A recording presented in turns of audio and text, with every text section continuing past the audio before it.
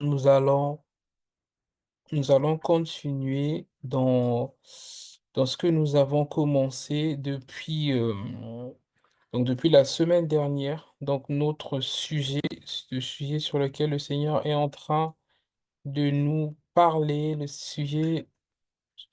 Seigneur est en train de nous parler depuis la semaine passée. J'ai envie de dire depuis les semaines passées, parce que ça fait partie de, de la série de Restaurer les fondements en Christ.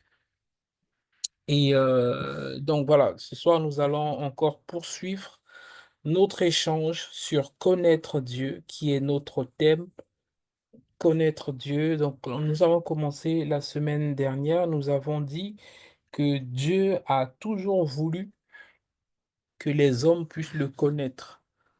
Amen. Et lorsque on voit la création, à travers la création, lorsque tu vois la terre, lorsque tu vois le ciel, tu vois les nuages, tu vois comment le soleil se lève tous les jours, il n'est jamais en retard, lorsque la nuit tombe tous les jours, il n'y a aucune intervention humaine. Et nous voyons qu'à travers sa création, on voit Dieu à l'œuvre. Et nous avions dit aussi que tous ceux qui disent que Dieu n'existe pas, en réalité, il y a tout, tout sur la nature, en tout cas, nous démontre que Dieu existe et que même la nature témoigne de ce que Dieu existe. Amen. Et donc, je vais aller tout droit dans le sujet. La semaine passée, le jeudi dernier, nous avons commencé, donc je ne sais pas si vous voyez mon écran, j'espère que c'est clair. Oui, ok, c'est bon. Donc je disais que le jeudi dernier, nous avons commencé ce thème, connaître Dieu. Donc nous avons vu, donc notre verset de base, c'est Daniel 11 verset 32 et la Bible dit: «Mais ceux du peuple», donc la version Martin dit: «Mais le peuple de ceux qui connaîtront leur Dieu se fortifiera et fera de grands exploits». Le peuple de ceux qui connaîtront leur Dieu se fortifiera, fera des grands exploits. Donc nous avons dit que lorsqu'on connaît Dieu, on est fortifié, on devient de plus en plus fort. Amen. Et donc on a dit aussi que, toujours dans ce verset, ceux qui connaissent Dieu feront des grands exploits. Lorsqu'on parle de David qui a vaincu Goliath, lorsqu'on parle de Shadrach, Abednego, ce sont des hommes, il y a aussi des femmes qui ont connu Dieu dans une certaine dimension et qui ont fait des exploits avec Dieu. Donc, si toi et moi voulons faire des exploits avec Dieu, alors exploit avec Dieu, c'est pas quelque chose de mystique. OK? Exploit avec Dieu, c'est vivre ce que Dieu veut que tu vives. Par exemple, tu pries pour un paralytique, il se lève et il marche. Ce sont des exploits. Amen. Aucun être humain naturel peut le faire. Donc, ce sont des exploits. Donc, ne pense pas, quand je dis faire des exploits, ne pense pas à quelque chose de beaucoup compliqué. Prier pour quelqu'un, que quelqu'un soit guéri, prier pour un aveugle, que l'aveugle puisse voir, c'est un exploit.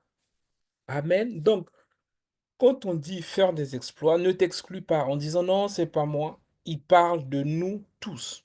Amen. Donc, c'est ce qu'on a commencé à voir le jeudi dernier. Et donc, on a dit que Dieu a toujours voulu se faire, que les hommes puissent le connaître, les hommes puissent le trouver. Amen. Et nous avons parlé pourquoi est-ce important de connaître Dieu. Amen. Donc, j'ai donné 7 raisons. Donc, j'ai commencé les 7 raisons pour lesquelles nous devons connaître Dieu. Tu dois connaître Dieu, je dois connaître Dieu. Le premier point ou la première raison, j'ai dit connaître Dieu multiplie ta faveur, ta paix et te donne une grande assurance en toutes circonstances. Donc, lorsqu'on connaît Dieu, cela multiplie nos faveurs. Donc, nous avions vu, je ne vais pas revenir dessus, je vais passer rapidement. Nous avons vu 2 Pierre, chapitre 1, verset 2. Il dit que la grâce et la paix vous soient multipliées par la connaissance de Dieu et de Jésus-Christ, notre Seigneur. Donc, lorsqu'on connaît Dieu, les grâces, les faveurs nous sont multipliées. Amen. Tout comme lorsque tu connais le roi du Maroc et que vous parlez souvent, sache qu'il y a des choses que tu ne vas pas manquer parce que tu connais quelqu'un qui a beaucoup de solutions, qui n'a pas peut-être toutes les solutions, mais qui a beaucoup de solutions. Amen. Donc, pourquoi nous devons connaître Dieu? Le point un ou la première raison, c'est parce que lorsqu'on connaît Dieu, nos faveurs, nous vivons une vie de faveur, nous vivons une vie de paix. Amen. Même dans les circonstances où tout est compliqué, parce qu'on connaît Dieu, on garde la foi et on traverse la vallée dans la paix. Amen. Donc la première raison pour laquelle nous devons connaître Dieu, j'ai dit que c'était parce que ça multiplie notre paix, notre faveur, etc. La deuxième raison pour laquelle nous devons connaître Dieu, c'est parce que connaître Dieu te libère de toute forme d'esclavage. Amen. Nous avons vu que la Bible dit dans Jean chapitre 8 au verset 32, vous connaîtrez la vérité et la vérité vous rendra libre. Donc nous avons dit que lorsque on apprend à connaître Dieu et qu'on grandit dans la connaissance de notre Papa, dans la connaissance de notre Père, de notre Seigneur, de notre Maître, de notre Sauveur, de notre Guérisseur, on devient libre. Quand tu connais ton guérisseur, tu sais que la maladie n'a plus de place. Quand tu connais ton Père, tu sais que le manque n'a plus de place. Pourquoi lorsqu'on manque, on panique? On panique parce qu'on ne connaît pas, on n'a pas la connaissance révélée de notre Père pourvoyeur, de la dimension de Dieu pourvoyeur. Voilà pourquoi on panique. Amen. Lorsqu'on est malade en tant qu'enfant de Dieu et qu'on panique, on a peur de mourir parce qu'on n'a pas la connaissance de Dieu qui guérit. On a entendu que Dieu guérit, mais on n'a pas la connaissance, c'est-à-dire on n'a pas la ferme assurance, une révélation que je sais que Dieu va me guérir. Voilà pourquoi on panique. Donc, on a dit que le deuxième point, c'est que pourquoi nous devons connaître Dieu? C'est parce que connaître Dieu te libère de toute forme d'esclavage. Amen. Et donc, nous sommes arrêtés au point 3. Pourquoi connaître Dieu? Le point 3, c'était connaître Dieu rend tes prières tranchantes, incisives, euh, précises et te prépare à accomplir les espoirs. Pourquoi connaître Dieu rend tes prières précises? Parce que tu sais ce que Dieu a dit dans sa parole et tu peux lui redire sa parole. La Bible dit, vous demandez, vous ne recevez pas parce que vous demandez mal. Il y a des types de prières que Dieu ne comprend pas. Tu vas me dire, oui, mais pasteur, Dieu sait tout. Oui, Dieu sait tout. Mais Dieu c'est tout, mais Dieu est un juste juge. C'est-à-dire, devant un juge, on ne dit pas aie pitié. C'est ce que j'ai dit le jeudi dernier. On ne dit pas aie pitié de moi, aie pitié. Non, devant un juge, on présente les articles de loi. Qu'est-ce que la loi dit? Tout comme devant Dieu, notre Père, qui est le juge suprême, on doit lui, on doit prier avec sa parole. On doit lui rappeler sa parole. Amen. On ne dit pas aie pitié. Donc, connaître Dieu sous-entend connaître sa parole, tu vas prier des prières efficaces et que Dieu répond tout de suite. Amen. Donc, voilà, c'est ce qu'on a dit la dernière fois. OK. Aujourd'hui, nous allons continuer. Nous allons voir les quatre autres raisons et puis nous allons voir rapidement les quatre autres raisons et ensuite nous allons parler des trois niveaux de connaissance. C'est vraiment, j'avais commencé ça la semaine dernière, mais c'est ce sur quoi je voulais qu'on puisse rester un peu plus longtemps sur ça aujourd'hui. Donc, on va continuer. Pourquoi connaître Dieu? Le point 4, c'est connaître Dieu te fait prier des prières dont l'exaucement est garanti. Amen. Donc, lorsqu'on connaît Dieu, on sait ce que Dieu veut. On sait quelle est la volonté de Dieu pour cette saison. Et donc, on va prier selon la volonté de Dieu. Et lorsque tu pries selon la volonté de Dieu, Dieu va le faire parce que Dieu veut ce que tu viens de lui demander. Alors, tu vas me dire, mais pasteur, comment je prie selon la volonté de Dieu? L'une des manières pour prier selon la volonté de Dieu, c'est de venir dans la présence de Dieu, se mettre à adorer, à le louer, à le célébrer, à prier en langue. Et tout d'un coup, tu vas sentir dans tes entrailles des sujets commencer à monter. Il va te dire, prie pour ça, prie pour ça, prie pour ça. Sache que lorsque les sujets ne viennent pas de toi et que ça monte dans ton cœur et que ça vient de Dieu, sache que ces sujets-là, l'exaucement est garanti. Pourquoi? Parce que tu pries selon ce que l'Esprit te dit de prier. Et la Bible dit que c'est l'Esprit de Dieu qui sonde les profondeurs de Dieu. Ça veut dire quoi? Lorsque j'adore ou je prie en langue, l'Esprit de Dieu va devant le trône, il va voir qu'est-ce que Dieu veut pour le moment. Dieu veut qu'il y ait beaucoup d'âmes qui soient sauvées à Rabat et à Salé. Et donc, toi, tu es en train de prier en langue, l'Esprit revient, il te dit, maintenant tu vas intercéder pour que les âmes soient sauvées à Rabat et à Salé. Et toi, tu commences à intercéder. Ça, ce sont des prières qui viennent du cœur de Dieu, que Dieu a déposées sur ton cœur. Oui, tu vas me dire, mais pasteur, ça, c'est, je prie pas pour mes problèmes. Oui, justement, on prie pas pour ses problèmes. On porte d'abord les fardeaux de Dieu et Dieu va répondre à nos fardeaux. Donc, la prière où tu as 100% des résultats, ce sont des prières qui sont inspirées par Dieu. Et la Bible dit quoi? L'arroseur sera toujours arrosé. Tu dois savoir que parfois, tu ne seras pas emmené à prier pour tes propres sujets. Je ne dis pas de ne pas prier pour tes sujets. Amen. Est-ce que tu me suis? Je ne dis pas de ne pas prier pour tes sujets. Il y a un temps où tu vas devoir prier pour tes sujets. Mais lorsque tu veux avoir des prière 100% exaucée, tu dois prier selon la volonté de Dieu. Je ne viens pas avec ma longue liste. Je viens, Seigneur, comment je dois prier ce matin? Comment je dois prier ce midi? Comment je dois prier ce soir? Alors, je ne sais pas, je n'ai pas de direction claire. Je commence à, à l'adorer, à le louer, à le célébrer, à l'élever. Seigneur, tu es grand, personne n'est comparable à toi, nul ne peut t'égaler. Et tu commences à prier en langue, tu commences à soupirer en langue, et tu pries, tu pries, tu pries en langue, et tu vas ressentir des sujets commencer à monter. Et c'est ces sujets-là même si tu avais ta liste, je te supplie, pendant ce moment-là, laisse ta liste à côté. Porte les fardeaux de Dieu. Lorsque tu vas porter les fardeaux de Dieu, lorsque tu vas prier pour les sujets que Dieu veut que tu pries, sache que parfois, tes sujets à toi, tu n'auras pas à prier dessus, Dieu va exaucer.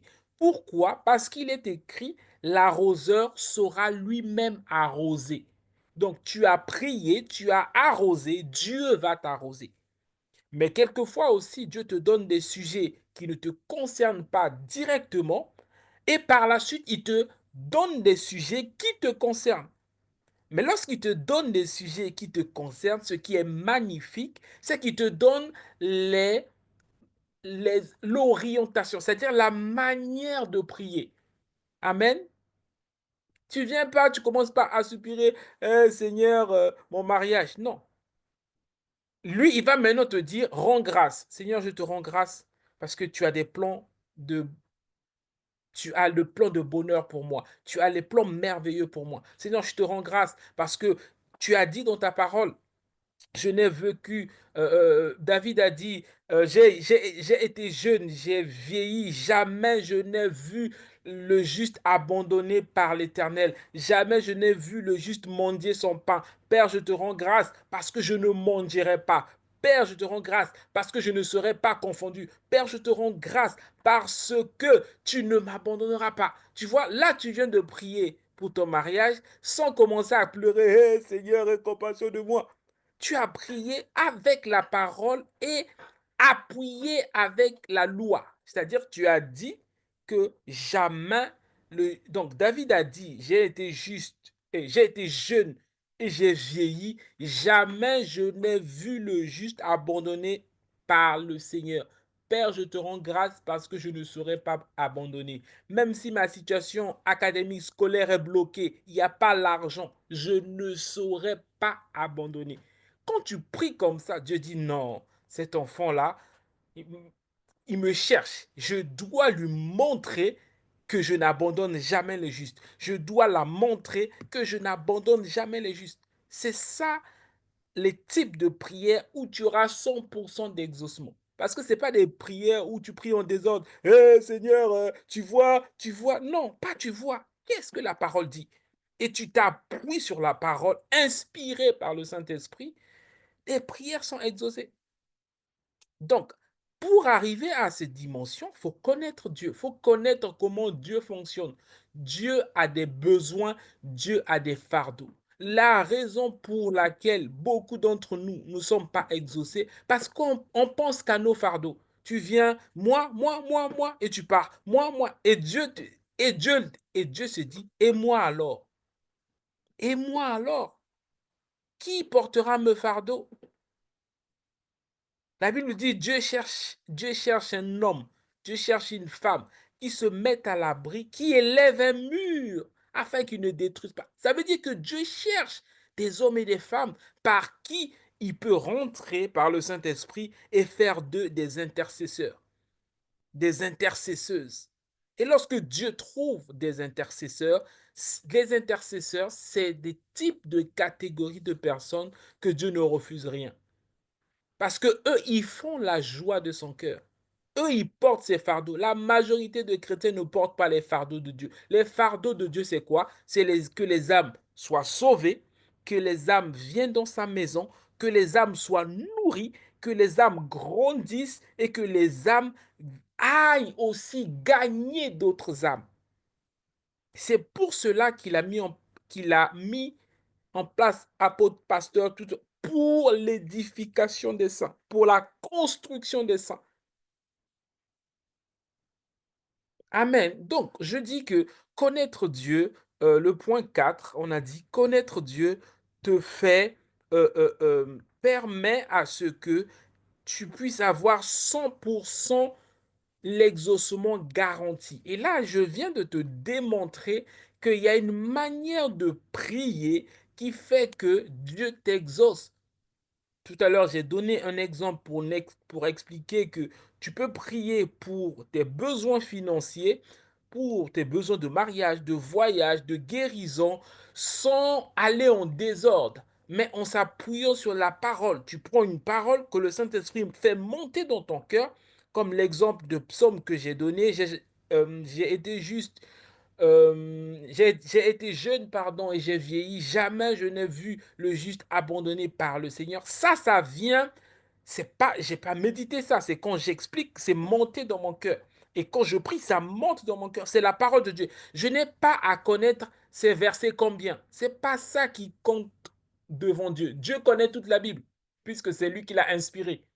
Amen. C'est pas ce qui compte, c'est psaume tant. Non, non, non. Qu'est-ce que la parole dit? Qu'est-ce que David a dit? Qu'est-ce que le Saint-Esprit a dit à travers David? J'ai été jeune et j'ai vieilli. Jamais je n'ai vu le juste mendier son pain. Père, je te rends grâce parce que je ne vais pas mendier. Tu as dit dans ta parole, tu, tu pries avec la base de la parole. Et ça rend tes prières efficaces et tes prières tranchantes. Amen. Donc la raison pour laquelle on doit connaître Dieu, c'est pour nous, c'est pour pouvoir avoir 100% d'exaucement. Amen. Donc, nous continuons. La raison 5 pourquoi nous devons connaître Dieu, c'est parce que connaître Dieu est le seul moyen de découvrir qui tu es vraiment et de t'apprécier à ta juste valeur.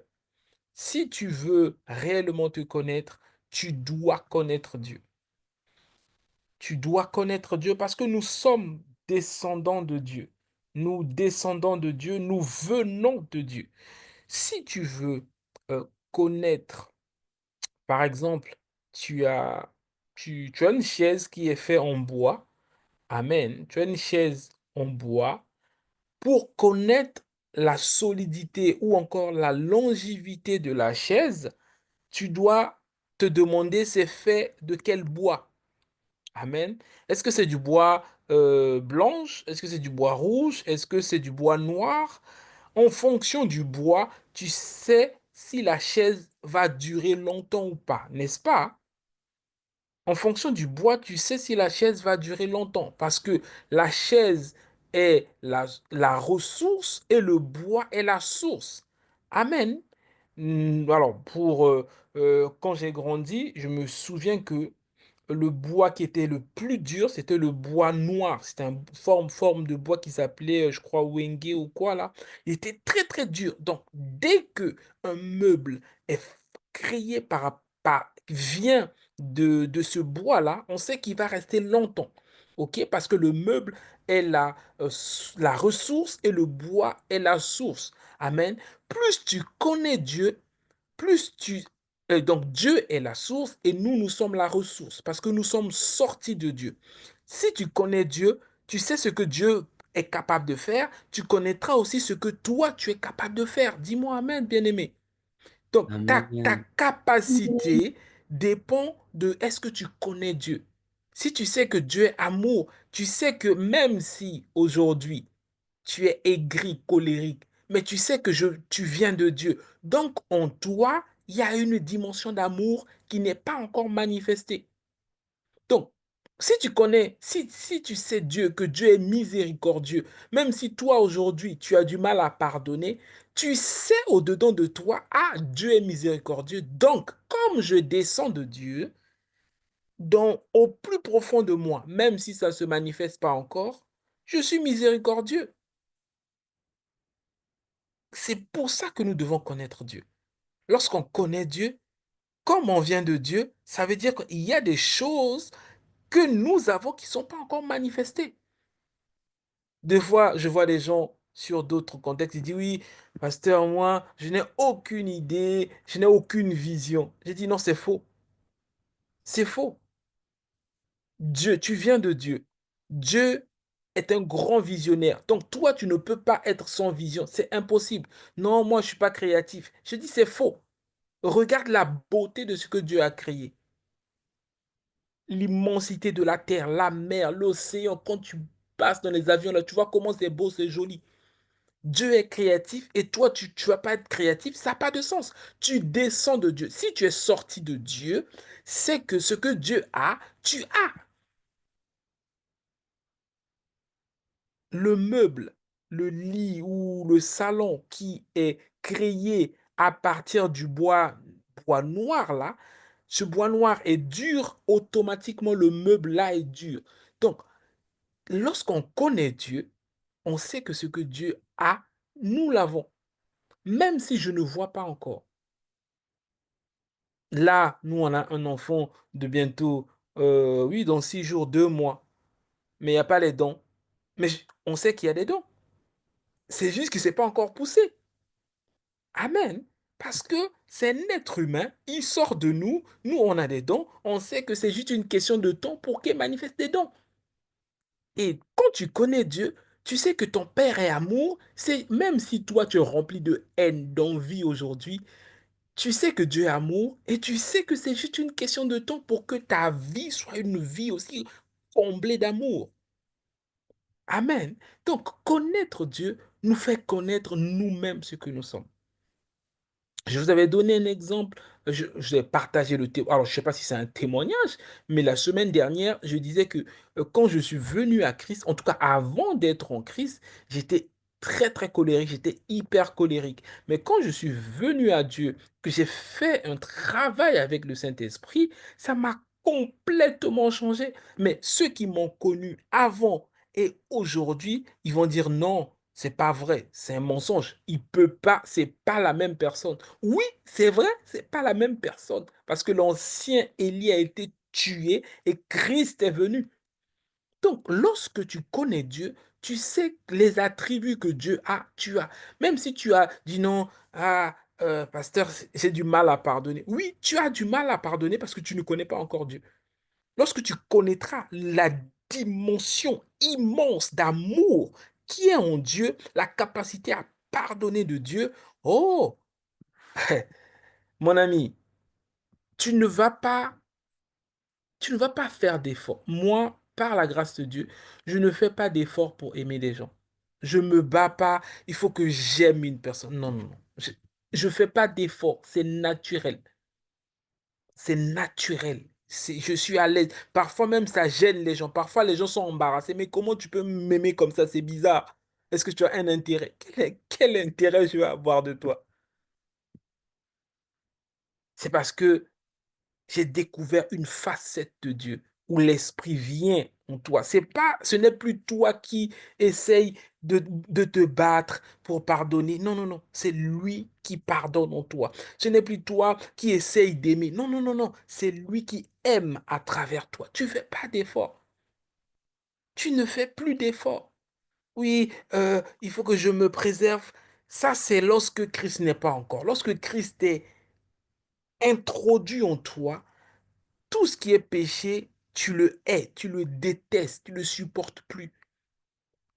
En fait, tu commences à vivre une vie où Christ vit à travers toi. C'est la raison pour laquelle nous devons, bien aimer, chercher à connaître Dieu.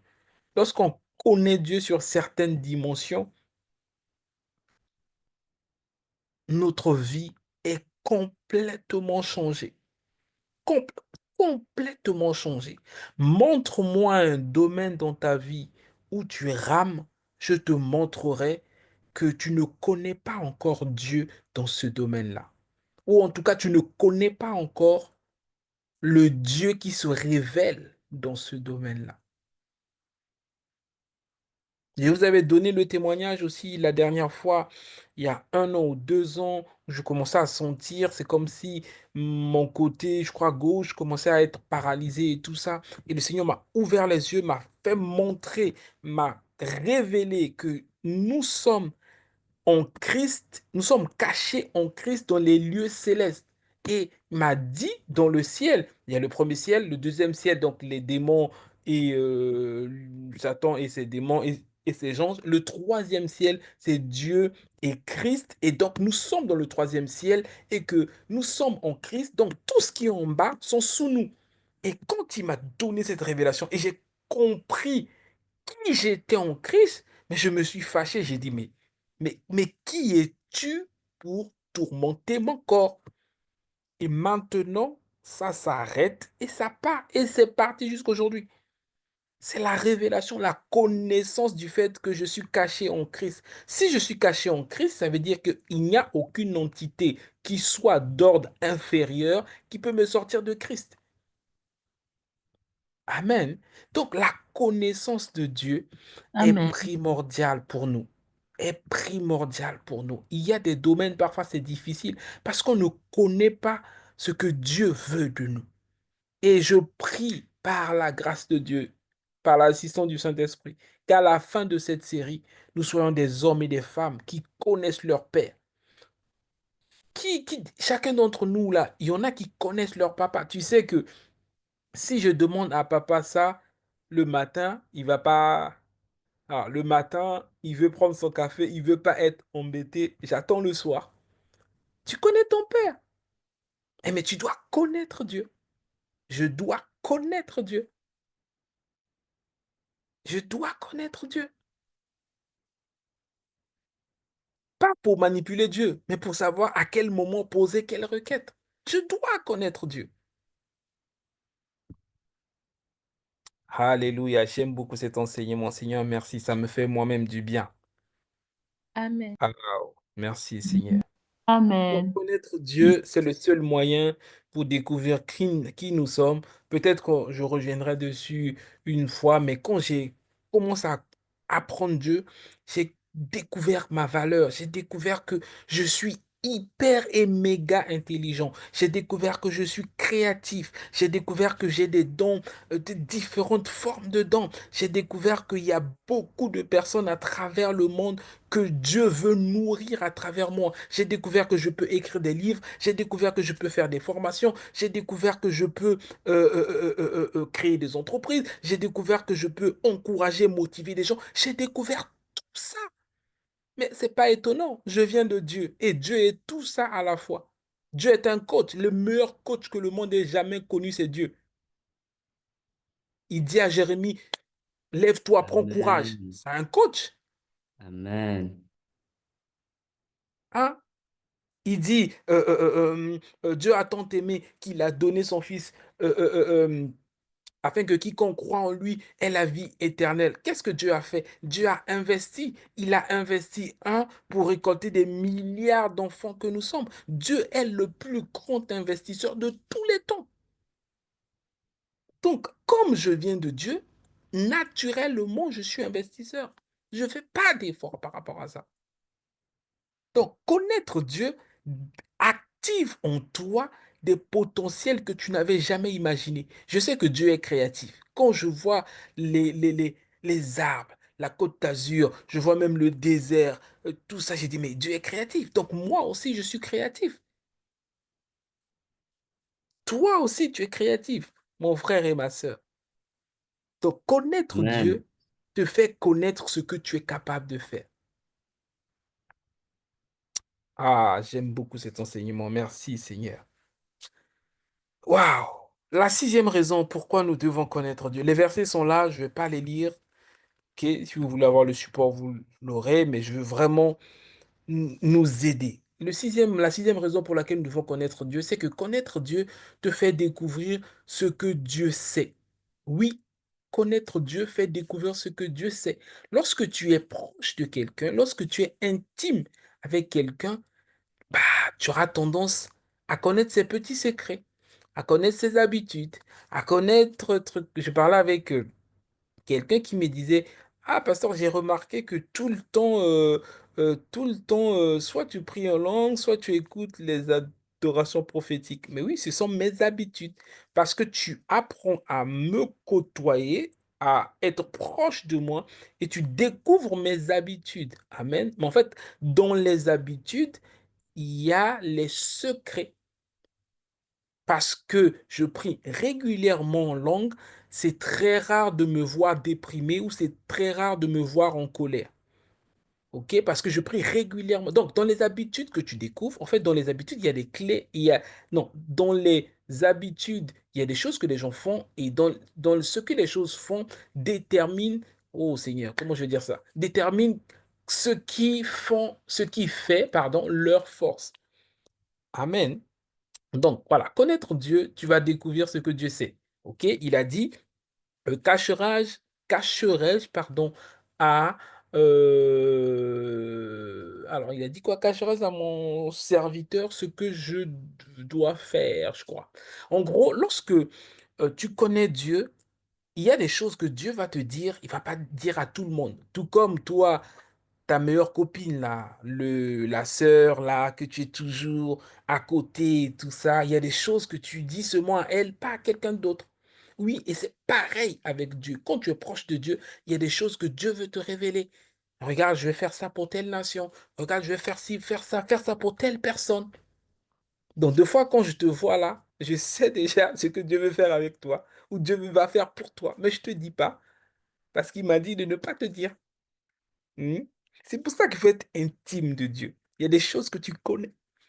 Voilà pourquoi quand tu viens voir le pasteur, il te dit, ah, le frère là, là, la sœur là, là, faut seulement laisser. Il ne dit pas, non, le pasteur est contre moi. Non. Peut-être que le pasteur a accès. Bon, je ferme la parenthèse. Ton voisin n'aime pas trop la parenthèse là. On aime ça. J'ai rien dit, j'ai rien dit. On revient, ce soir, on est détendu. Amen. Non, qu'est-ce que je vais se dire? Je vais simplement dire que lorsqu'on connaît Dieu, lorsqu'on connaît Dieu, il y a des choses que Dieu nous dit qu'il ne dit pas forcément à tout le monde. Amen. La septième raison pour laquelle nous devons connaître Dieu, c'est parce que connaître Dieu te libère d'orgueil, te délivre de l'orgueil. Il y a beaucoup de choses, parfois on est orgueilleux. Oui, moi dans notre pays où j'étais, on habitait dans une villa, je sors de ci, on a mon père ici, on a ci, j'ai tel diplôme, ta ta ta. Tout ça. Lorsque tu connais Dieu, tu apprends à connaître Dieu, tout ce qui paraît glorieux pour des hommes, tu le regardes comme la boue. C'est l'apôtre Paul qui a dit tout ce qui faisait, tout ce qui fait, alors je paraphrase, ma fierté, mon honneur, ma position, je le regarde comme la boue. Mais, pardon, Paul n'était pas n'importe qui, hein. Paul était érudit, c'est-à-dire il parlait plusieurs langues. Dans l'ancien temps, une personne qui parle le grec, l'hébreu, plusieurs langues, c'est un intellectuel de haut niveau. Mais devant tout ça, il dit, je vois tout ça comme la boue. Ça veut dire que connaître Dieu te fait réaliser ta misère. Si tu dis, mon petit diplôme ou mon manque de diplôme devant lui ne vaut rien. En fait, connaître Dieu te rend beaucoup plus... Quand je vois des chrétiens qui sont orgueilleux, orgueilleuses, en fait, je sais qu'ils ne connaissent pas encore Dieu. Quand tu vois une personne qui met toujours en avant ce qu'il a fait, toujours, il ne connaît pas encore Dieu. Parfois, c'est même dans les pasteurs, hein, personne, Dieu a guéri, tu essaies de prendre ça pour toi, moi j'ai fait. Mais mon ami, qu'est-ce que tu as fait? Tu n'as rien fait, c'est Dieu qui guérit. Il a dit, vous imposerez les mains aux malades. Il n'a pas dit que tu vas guérir. Tu imposes les mains et c'est moi qui guéris. Lorsque tu connais Dieu, cela te rend de plus en plus humble. Tu sais que tout n'est que grâce de Dieu et que Dieu pouvait utiliser quelqu'un d'autre. Lorsque tu connais Dieu, vraiment, je t'en supplie, tu ne fais pas, ouais, moi, je vais arrêter de servir et puis on va voir comment ils vont faire sans moi. Et mon ami, faut jamais penser ça. Il y en a qui le disent pas, mais faut jamais penser. Parce qu'il faut comprendre une chose, personne d'entre nous n'est irremplaçable. Il a dit, si vous ne me louez, ou encore si vous ne me servez, je vais susciter des pierres pour me louer, ou encore des pierres pour me servir. Lorsque tu connais Dieu, tu deviens humble. Tu, tu... Moi, je considère en toute honnêteté, en toute humilité, comme une grâce que Dieu m'ait choisi de le servir. Parce que mon ami, il pouvait choisir quelqu'un d'autre. Il pouvait choisir quelqu'un d'autre. Il a juste eu pitié de moi. Même pas comme, je sais même pas pourquoi moi. Donc, je vais pas commencer à faire des fiers, oui. Bon, aujourd'hui, je suis un peu fatigué, hein, je vais pas prêcher. Aujourd'hui, je suis un peu... Mon ami, tu vas faire ça, là. Dieu va susciter une autre personne. Non, aujourd'hui, là, je suis un peu fatigué. Ah bon? Tu es fatigué? Ok, tu ne connais pas Dieu. Tu ne réalises pas que le fait que Dieu t'ait choisi, Dieu m'ait choisi, même si c'est juste pour accueillir les gens à l'accueil, même si c'est pour juste brancher les instruments, même si c'est pour nettoyer sa maison, c'est un privilège. Il aurait dû choisir quelqu'un d'autre. C'est un privilège. Lorsque tu connais Dieu, tu comprends que c'est une grâce. Tu fais pas ton vantard, je suis apôtre, évangéliste, pasteur. Non, c'est une grâce. Tous ceux qui ne connaissent pas Dieu, ils sont orgueilleux. Lorsque je vois quelqu'un, il se vante, ouais, moi, dans cette chorale-là, c'est moi qui ai la meilleure voix, et tu ne connais pas Dieu. Parce que cette voix-là, Dieu peut le donner à quelqu'un d'autre. Donc, connaître Dieu nous rend humble, mais vraiment profond, parce que tu reconnais que tu n'as rien fait pour être là. C'est Dieu qui t'a choisi par sa miséricorde. Tu, tu, tu vas te vanter en quoi? Donc, connaître Dieu nous permet d'être humble, nous permet d'être humble, de ne pas regarder les autres comme supérieurs à nous, de savoir respecter les gens. Ça, c'est un aîné. c'est une maman, c'est c'est mon responsable, c'est mon pasteur. Connaître Dieu te permet de voir les gens comme Dieu les voit. Est-ce que vous savez que Dieu nous respecte énormément? La preuve que Dieu te respecte, c'est que Dieu respecte ton libre arbitre. Bien-aimé, tu penses que le Dieu grand, puissant, il va respecter ton libre arbitre? Non, je fais pas et Dieu aussi laisse. Si Dieu respecte le libre arbitre, c'est-à-dire Dieu te respecte, donc pourquoi toi tu respectes pas les autres? Tu aimes piétiner les gens, tu aimes minimiser les gens, tu respectes pas les aînés, tout ça, tout ça, tout ça, parce que on est tous dans le Seigneur, hein. Mon ami, on est tous dans le Seigneur, mais il y a un principe. Il y a un principe. Le droit de naissance, même la Bible en parle. C'est pas mon sujet, mais je veux te faire comprendre, c'est que lorsque tu connais Dieu, il y a des lois de Dieu qui deviennent naturelles en toi. C'est-à-dire, tu vas vivre une vie qui est conforme à Dieu. Amen. Donc, c'est vraiment, waouh, Seigneur, le temps là passe vite, hein. Qui a avancé l'heure là, vraiment? Ton voisin a avancé l'heure pour qu'on arrête vite parce que ça le dérange ce que je dis. Ah, Seigneur, miséricorde. Donc, waouh, Seigneur, merci, Saint-Esprit. Donc, pourquoi nous devons connaître Dieu? Parce que connaître Dieu nous délivre d'orgueil, nous délivre de l'arrogance, de la folie qui s'attache au cœur de l'enfant. Autrement dit, connaître Dieu nous délivre de l'autodestruction. L'autodestruction, parfois, c'est l'orgueil. Tu fais quelque chose qui n'est pas normal et le pasteur te reprime. Tu dis non, moi, on ne me parle pas comme ça, je quitte l'église.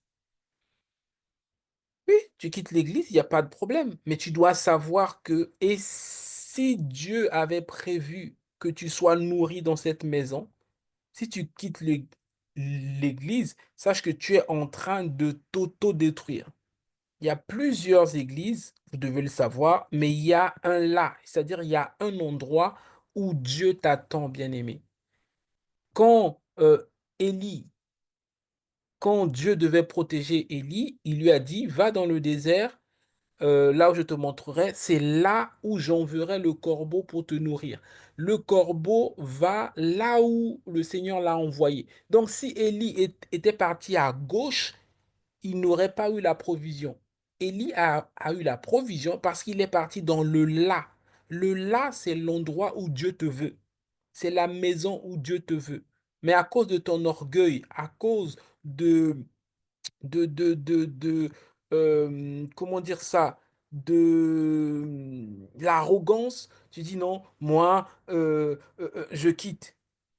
Il n'y a pas de problème. Tu peux aller où tu veux, il n'y a pas de problème. Mais, et si Dieu t'attendait dans cet endroit et tu es ailleurs, tu ne seras pas réellement dans la volonté de Dieu.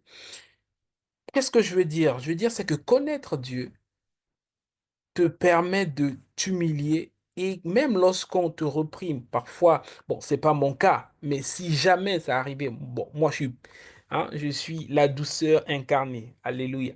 Mais même si ça arrivait que le pasteur te reprime, tu dois savoir qu'est-ce que Dieu dit par rapport à ça et quelle est la volonté de Dieu. OK? Donc, qu'est-ce que je veux dire par là? C'est que connaître Dieu nous permet vraiment d'être humble.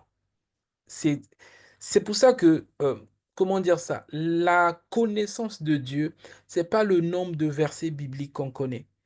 Le nombre de personnes que je connais, qui connaissent les versets, qui sont arrogants, orgueilleux, il y en a plein. Connaître la Bible ne veut pas dire connaître Dieu. Parce que lorsque tu connais Dieu, la nature de Dieu devient imprégnée en toi. Lorsque tu connais la Bible, tu cites les versets. Et les versets même que tu bafoues, que tu piétines, parce que tu peux citer, mais tu ne le respectes pas. Dis oui, pardonnez-vous les uns les autres, je sais pas quoi, et mais toi tu pardonnes pas. Mais tu connais le verset, tu peux sortir la référence, tu peux sortir toutes les versions qui existent. Ça, tu connais. Mais l'appliquer, tu ne l'appliques pas. Mais Jésus a dit quoi? Si tu m'aimes, paie mes brebis. Applique ce que j'ai dit. Applique. Fais ce que je veux que tu fasses. Amen. Donc, c'est vraiment pour dire que ce sujet est très, très important pour nous. Est très important. Je vais m'arrêter là. J'ai même pas commencé ce qu'on doit voir aujourd'hui, mais je rends grâce à Dieu parce que ce qui compte, c'est ce que Dieu veut que nous puissions faire. Amen. Et je vais prendre des Amen. questions s'il y a des questions, mais connaître Dieu te transforme. Connaître Dieu nous transforme. Une personne qui connaît Dieu, il y a un avant et un après. Tu ne peux pas me dire que tu connais Dieu et être tel que tu es depuis longtemps, il n'y a rien qui change. Non, c'est compliqué. Et lorsque tu connais Dieu, il y a des, en fait, il y a des attitudes qui montrent que beaucoup de personnes ne connaissent pas Dieu. Par exemple, cette attitude-là, j'avais donné ça le jeudi dernier.